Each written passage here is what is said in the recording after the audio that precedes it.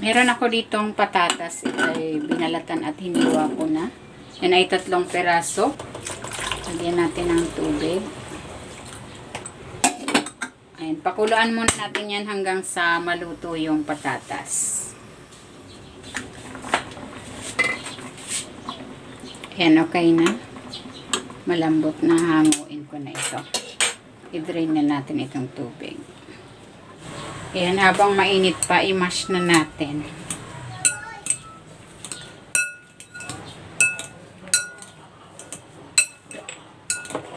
Kung hindi ka pa nakapag-subscribe sa aking channel, please subscribe at i-click mo na rin ang notification bell para lagi kang updated sa aking latest recipes. Ayan, okay na ito. Ayan, titimplahan ko ito ng asin, white pepper, garlic powder. Maglalagay ako ng onion powder, oregano,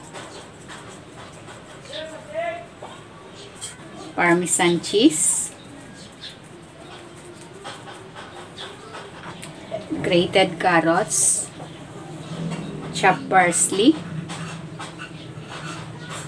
Maglalagay ako dito ng cornstarch. Haluin natin.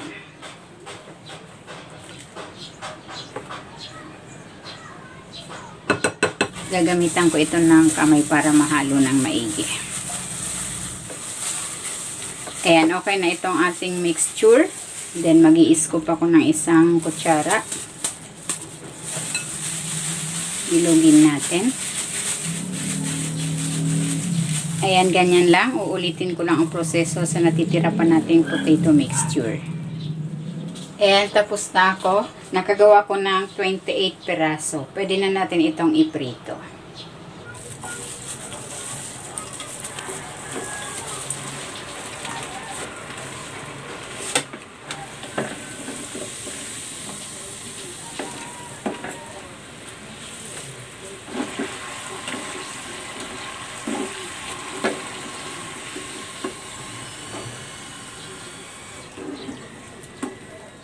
And maglalagay ako dito ng parmesan cheese.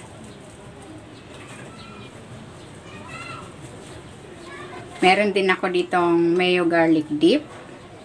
And ito na, ready na itong ating fried mashed potato balls.